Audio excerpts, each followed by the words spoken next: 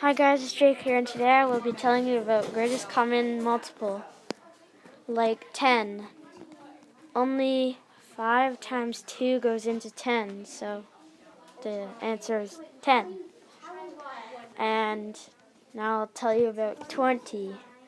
Like 5 times 4 would equal 20, but 4 is not a prime number, so you have to break that down into 2 times 2.